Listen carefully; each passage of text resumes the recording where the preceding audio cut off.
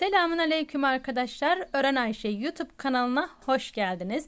Bugünkü örgü videomuzda iki şiş örgülerinizde kullanabileceğiniz çok kolay, muhteşem bir örgü modelinden bahsedeceğim. Videomuza başlamadan önce küçük bir hatırlatma yapmak istiyorum arkadaşlar. Kanalımda çok güzel yelek modelleri, şal modelleri, battaniye modelleri, hırka modelleri, lif modelleri, patik modelleri var arkadaşlar. Kanalımda aradığınız her türlü örgü modelini bulabilirsiniz. Modelimde kullanacak olduğum ipim şöyle, şu kalınlıkta bir ip arkadaşlar. Şöyle görüyorsunuz. Bayağı kalınca bir ip, ihraç fazlası ve şişlerim ise 3,5 numaralı şişler. Dilerseniz hemen modelin yapım aşamasına başlayalım. İplerimi ve şişimi alıyorum ve modelime başlıyorum. Bismillahirrahmanirrahim. Ben sizlere küçük bir parça gösterecek olduğum için çok fazla ilmek atmayacağım. Sizler yapacak olduğunuz örgüye göre ilmeklerinizi atarsınız. Modelim 2 ve 2'nin katlarından oluşuyor. 2 sırada bir kendini tekrarlayan model arkadaşlar.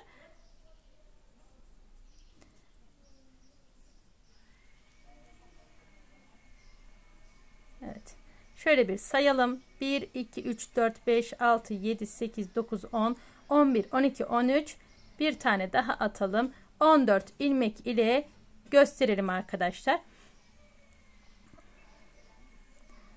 Evet. Ben lastik uygulamayacağım. Sizler dilediğiniz lastiği uygulayabilirsiniz. İlk sıram olduğu için ilk ilmeğimi örerek modelime başlıyorum.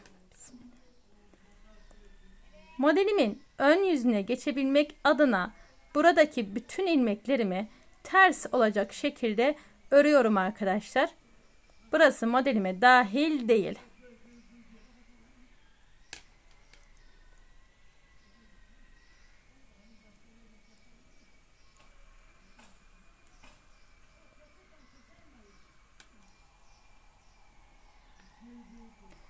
Ve kenar ilmeğimi de ördüm.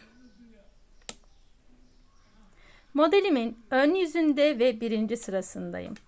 İlk ilmeğimi örmeden alıyorum. İpi kendi tarafıma alarak, buradaki ipimi kendi tarafıma alarak bir ilmek örmeden aldım. İpi arka tarafa attım. Bir ilmek düz ördüm. Şişimin başına bir kez doladım. Örmeden almış olduğum ilmeğimi bu iki ilmeğin üzerinden atlatıyorum arkadaşlar. Bu şekilde ve bıraktım. İpi kendi tarafıma aldım. Bir ilmek örmeden aldım. İpi diğer tarafa alıyorum ve bir ilmek düz ördüm. Bir kez doladım. Örmeden almış olduğum ilmeğimi iki ilmeğin üzerinden geçiriyorum ve bıraktım. Bir ilmek örmeden aldım. Bir ilmek düz ördüm. Bir kez doluyorum ve örmeden almış olduğum ilmeği diğer ilmeklerimin üzerinden atlatıyorum. Modelimin ilk sırasında bu şekilde bir işlem yapıyoruz.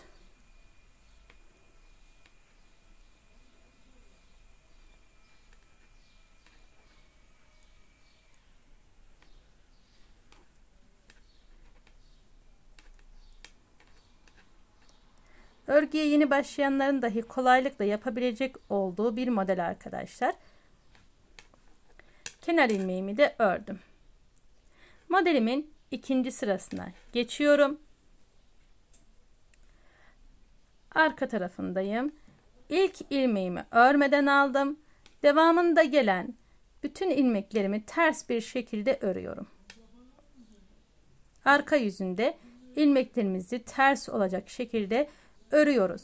Ben ilmeklerimi ters olarak örerken sizler hala kanalıma abone değilseniz ücretsiz bir şekilde abone olup zil tuşunu aktif hale getirirseniz yapmış olduğum videolardan da anında haberdar olursunuz arkadaşlar. Ve küçük bir yorum bırakarak da bana destek vermiş olursunuz. Ve son ilmeğimi de ördüm. Modelimin ön tarafına geçiyorum ve bu şekilde sizlerle birlikte bir kez modeli kurmuş olduk. Şimdi bir kez daha beraber kuralım. İlk ilmeğimi örmeden alıyorum. İp kendi tarafımda, bir ilmek örmeden aldım. İpi diğer tarafa atarak bir ilmek düz ördüm. Bir kez doladım ve ilmeklerimin içerisinden geçiriyorum örmeden almış olduğum ilmeğimi ve bıraktım. Bir ilmek örmeden alıyorum. Bir ilmek düz ördüm. Bir ilmek doladım. Örmeden aldığım ilmeği ilmeklerimin içerisinden geçirdim. Modelim 2 sırada bir kendini tekrarlayan bir model arkadaşlar. Dediğim gibi oldukça kolay, çok da hızlı ilerleyen güzel bir model.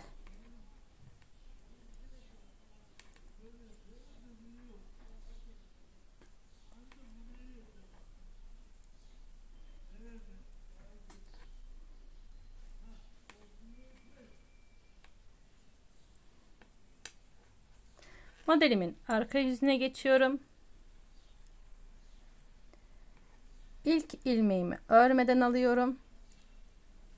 Devamında gelen bütün ilmekleri ters olacak şekilde örüyorum.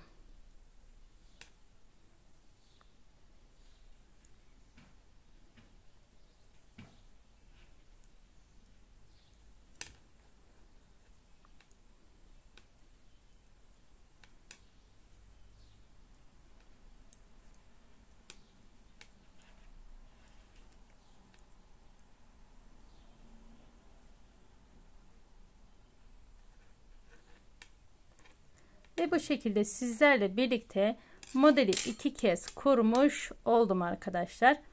Şöyle görüyorsunuz. Ben daha öncesinde büyük bir parça örmüştüm. Sizlere onu göstereceğim.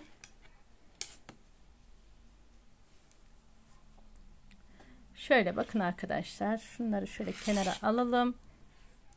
Ben bunu daha kalın bir şişle ördüm. Daha salaş durmasını istediğim için şöyle bakın göstermek istiyorum. Şişimi de 5 numaralı şişle ördüm. Çünkü ipim de oldukça kalın bir ip. Yine modelime de lastik uygulamadım. Arka kısmını da göstermek istiyorum. Dilerseniz çift taraflı da kullanabilirsiniz arkadaşlar. Şöyle oldukça esnek bir model. Modelimizden neler yapabiliriz? Modelimizden her türlü yelek modelleri olabilir arkadaşlar. Şal modelleri çok güzel duracaktır. Etol şal. Gerçekten çok hoş duruyor. Haricinde bluz olabilir. Atka, bere, şapka, süveter, hırka tarzı modeller yapabiliriz. Bebek örgülerinde kullanabiliriz. Bebek yeleklerinde, bebek hırkalarında gerçekten çok hoş duran bir örgü modeli. Evet. Bugünkü örgü videomuzda bu şekilde bir model paylaşmayı tercih ettim. Umarım sizler de beğenir ve benimle birlikte örmeyi tercih edersiniz arkadaşlar. Beni izlediğiniz için çok teşekkürler. Bir sonraki videolarda buluşmak üzere. Allah'a emanet olun. Sevgiyle kalın. Hoşça kalın.